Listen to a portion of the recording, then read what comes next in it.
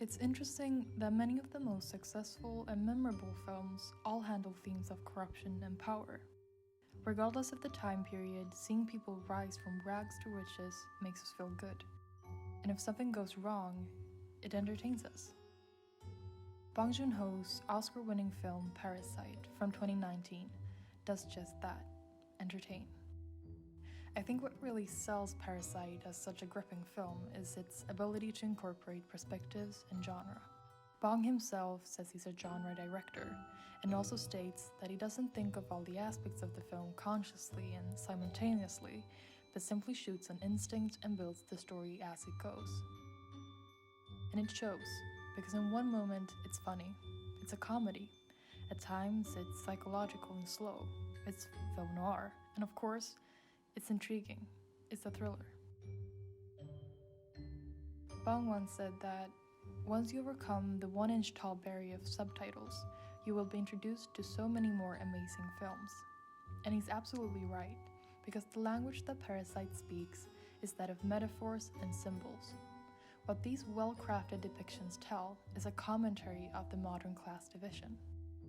Similarly to film noir protagonists, the Kim family end up in a much worse state than what they began. But unlike someone like Mr. Kane of Citizen Kane or Joe Gills from Sunset Boulevard, these characters brought themselves to their situation. Not only do we get to see the story of their downfall, but a perplexing hike towards their success.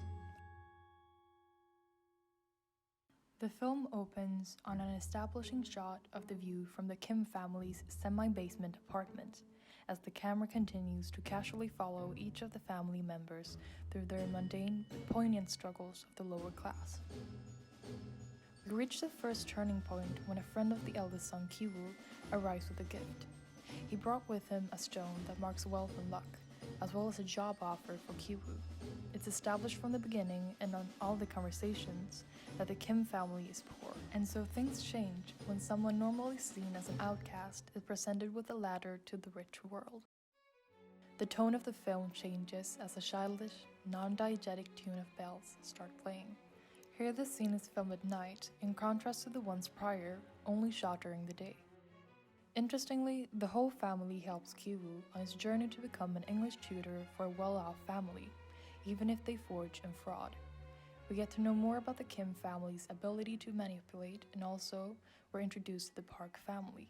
Upon rewatch, there are so many panning shots that it almost feels like you're surfing through the story.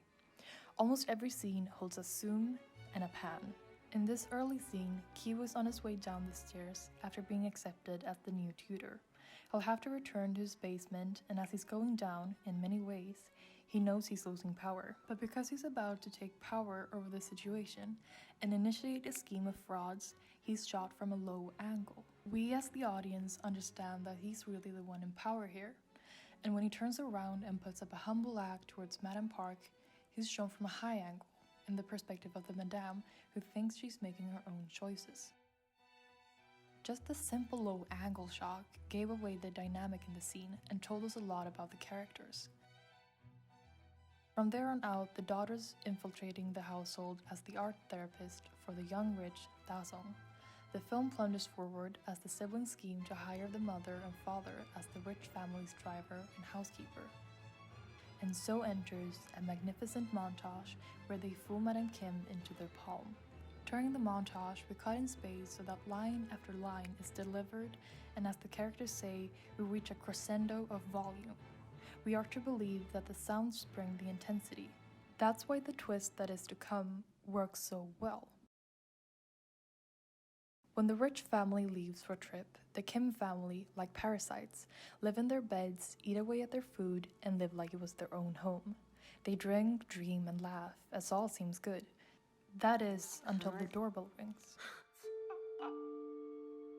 The lack of sound builds tension and distrust in the audience. The old housekeeper returns to pick something up from the basement.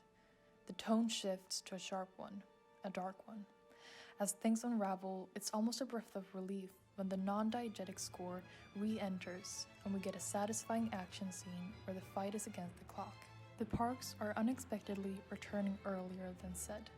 The point of no return is reached as the story gets a bit too complicated to leave undone, and the motivations and attitudes of the cast changes.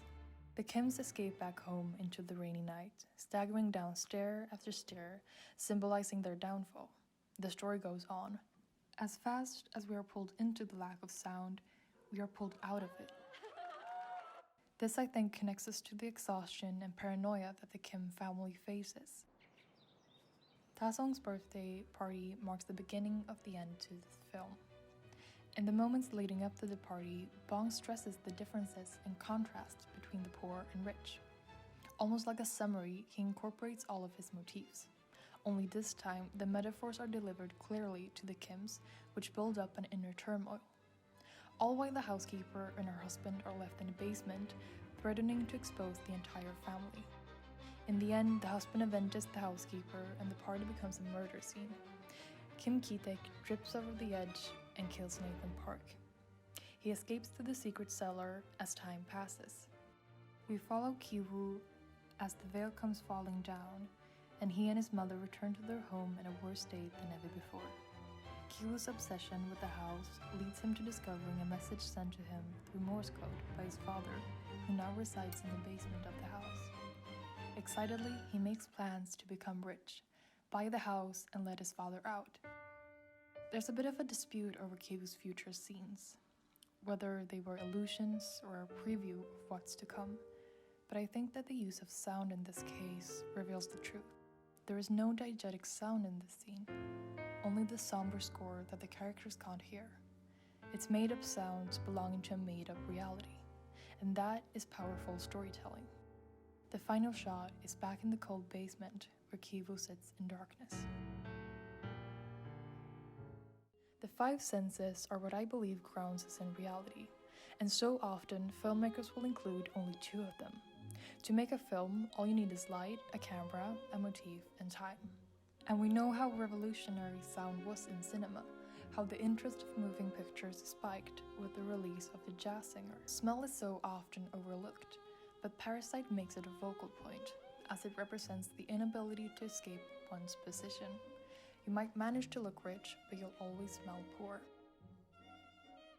Parasite communicates class division by the motif of crossing a line. It's noticeable in scenes like this, where the housekeeper is kept in a separate world to that of Madame Park. And later on, when she's fired, she's situated so that she's crossed the line. Here the line is held by the different camera angles, separating the two men by never showing them in the same frame. But when the camera pans and breaks the 180-degree rule, we know that Ki-taek has crossed the line. Of course, there's also the motif of stairs. Bong has said that The Housemaid, directed by Kim Ki-young in 1960, was a huge inspiration for this film.